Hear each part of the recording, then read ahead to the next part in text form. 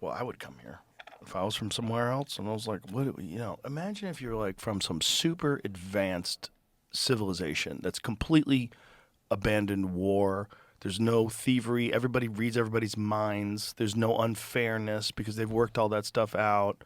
And it's just superior intellect because everybody's evolved for a million years past where we are now. And you get the opportunity to see what a breakthrough civilization looks like right when they're figuring out nuclear power, right when they're figuring out flight and war and cell phones and shit like that. Like, that would be like you and I going back and going and visiting the real Wild West. Like being in a gold mining town in 1830. You know how nuts that would be? You know how fucking crazy. Be one of the minor 49ers in 1849, going all the way to San Francisco, and these fucking animals stabbing each other in saloons. Like, you know what that would be like? That's insane. The kind of barbarians that took a chance with wooden wheels getting pulled by a horse and went across mountain ranges to try to get to the gold.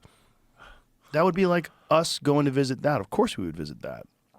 Of course. Like if you had a chance to see what it would like to see Christopher Columbus land in the Bahamas, to see what that must have been like, of course you would want to see it.